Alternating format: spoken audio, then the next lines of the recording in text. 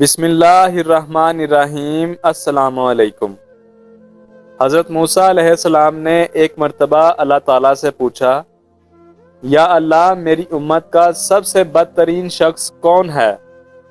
تو اللہ تعالیٰ نے فرمایا، کل صبح جو شخص تمہیں سب سے پہلے نظر آئے گا وہ تمہاری امت کا سب سے بدترین شخص ہے۔ حضرت موسیٰ علیہ السلام صبح جیسے ہی گھر سے باہر تشریف لائے، ایک شخص اپنے کندھے پر اپنے بیٹے کو بٹھائے ہوئے گزرا۔ تو حضرت موسیٰ علیہ السلام نے دل میں سوچا، اچھا تو یہ ہے میری امت کا سب سے بدترین انسان۔ پھر آپ اللہ تعالیٰ سے مخاطب ہوئے اور کہا، یا اللہ میری امت کا سب سے اچھا انسان کون ہے؟ اسے بھی دکھا دے۔ اللہ تعالیٰ نے فرمایا، شام کو جو شخص سب سے پہلے تم کو ملے گا وہ تمہاری امت کا سب سے بہترین انسان ہے۔ حضرت موسیٰ علیہ السلام شام کا انتظار کرنے لگے۔ شام کو پھر اچانک ان کی نظر صبح والے بدترین انسان پر پڑی۔ یہ وہی شخص جو صبح ملا تھا۔ حضرت موسیٰ علیہ السلام اللہ سے ہم کلام ہوئے، یا اللہ یا رب کریم، یہ کیا ماجرا ہے؟ جو شخص سب سے بدترین تھا وہی سب سے بہترین کیسے ہو سکتا ہے؟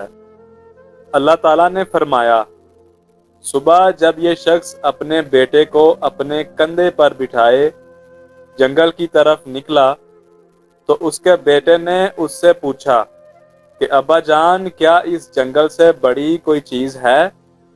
اس نے کہا، ہاں بیٹا، یہ پہاڑ جنگل سے بھی بڑے ہیں۔ تو بیٹا بولا، ابا جان، ان پہاڑوں سے بھی بڑی کوئی چیز ہے؟ ہاں بیٹا، یہ آسمان ان پہاڑوں سے بھی بہت بڑا اور وسیع ہے۔ بیٹے نے کہا، ابا جان، اس آسمان سے بھی بڑی کوئی چیز ہے؟ تو باپ نے ایک آہ بھری اور دکھ بھری آواز میں بولا، ہاں بیٹا، اس آسمان سے بھی بڑے تیرے باپ کے گناہ ہیں۔ بیٹے نے کہا، ابا جان، تیرے گناہ سے بھی بڑی کوئی چیز ہے؟ تو باپ کے چہرے پر ایک چمک سی آ گئی۔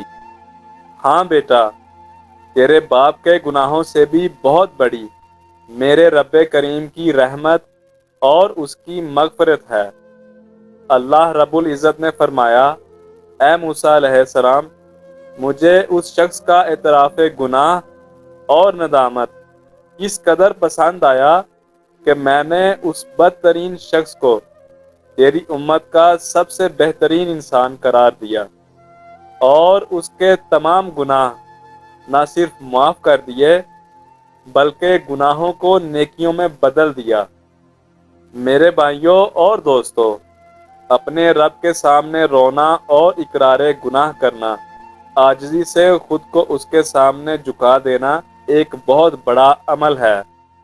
اللہ پاک ہم سب کو سمجھنے اور نیک اعمال کرنے کی توفیق عطا فرمائے۔